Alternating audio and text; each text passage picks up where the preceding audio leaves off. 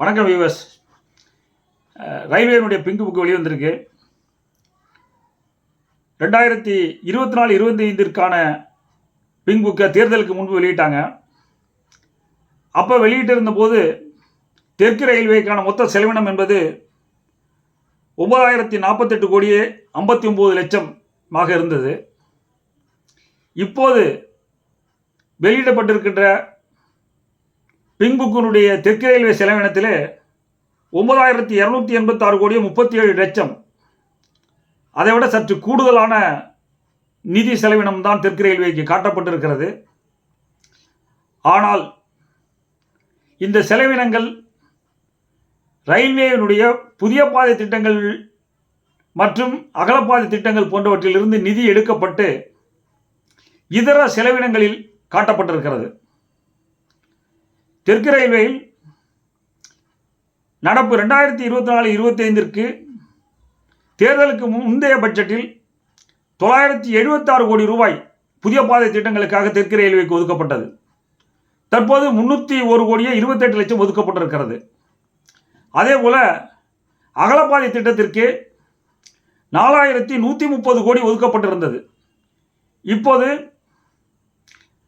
அகலப்பாதை திட்டத்திற்கு 478 கோடியே 15 லட்சம் ஒதுக்கப்பட்டிருக்கிறது. இரட்டை வழி பாதை திட்டங்களுக்கு 2,214 கோடி ஒதுக்கப்பட்டிருந்தது. இப்பொழுது குறைக்கப்பட்டு 1,928 கோடியே 75 லட்சமாக குறைக்கப்பட்டிருக்கிறது. மொத்தமாக இந்த திட்டங்களுக்கு குறைக்கப்பட்டிருக்கிற அதே வேளையில் மின்மயமாக்கல் திட்டங்களுக்கு 111 கோடி ரூபாய் ஒதுக்கப்பட்டிருந்தது. இப்பொழுது சற்று கூடுதலாக 156 கோடியே 42 லட்சம் ரூபாய் மின்மயமாக்கல் திட்டங்களுக்காக ஒதுக்கப்பட்டிருக்கிறது. புதிய பாதை திட்டங்களில் இப்பொழுது வந்திருக்கிற புதிய பாதை திட்டங்களுக்கு நிதி ஒதுக்கீடு என்பது சற்று அதிர்ச்சி அளிக்கிறது. என்னென்ன திட்டங்களுக்கு தலா 1000 ரூபாய் ஒதுக்கப்பட்டிருக்குங்கிற விவரத்தை இப்போ பார்ப்போம். ஒரு 4 திட்டங்களுக்கு தலா 1000 ரூபா ஒதுக்கியிருக்கிறாங்க. 5 திட்டங்களுக்கு தலா 1000 ரூபா ஒதுக்கியிருக்காங்க. அந்த தெற்கு ரயில்வே திட்டங்கள் என்னென்னா திண்டிவனம் திருவண்ணாமலை திட்டம், இதுக்கு 1000 ரூபா தான். அத்திப்பட்டூர் புத்தூர் திட்டம், அந்த திட்டத்துக்கும் 1000 ரூபா தான் ஒதுக்கியிருக்காங்க. ஈரோடு பழனி திட்டம் இந்த முறை நிதி ஒதுக்கியிருக்காங்கன்னு எதிர்பார்த்த அந்த திட்டத்தில் கை வச்சுட்டாங்க. வெறும் 1000 ரூபா தான் ஒதுக்கியிருக்காங்க. அதே போல் சென்னையிலிருந்து மகாபலிபுரம் கடலூர் வழியான திட்டம், அந்த திட்டத்திற்கும் வெறும் 1000 ரூபாய் தான் ஒதுக்கப்பட்டிருக்கிறது. இன்னொன்று ஸ்ரீபெரும்புத்தூர் கூடுவாஞ்சேரி இருங்காட்டுக்கோட்டை ஸ்பர்லைன் உள்ள திட்டம், அந்த திட்டத்திற்கும் 1000 ரூபாய் தான் நிதி ஒதுக்கப்பட்டிருக்கிறது.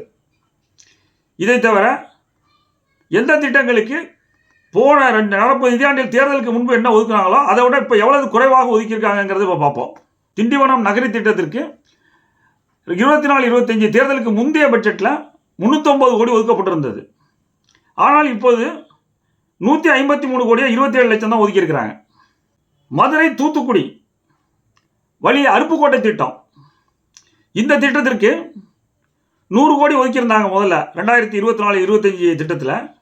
இப்போ ரிவைஸ்டு பட்ஜெட் இப்போ பிங்க் புக் அனுப்பியிருக்கிறதுல 18 கோடியே 73 லட்சம் தான் ஒதுக்கியிருக்கிறாங்க. புதிய பாதை திட்டங்கள் பெருமளவு நிதி ஒதுக்கீடு குறைக்கப்பட்டிருக்கிறது. மற்ற செலவினங்கள் அதிகரிக்கப்பட்டு காட்டப்பட்டிருக்கிறது. தெற்கு ரயில்வே அகலப்பாதை திட்டங்களுக்குமான நிதிகளும் குறைக்கப்பட்டே இருக்குது.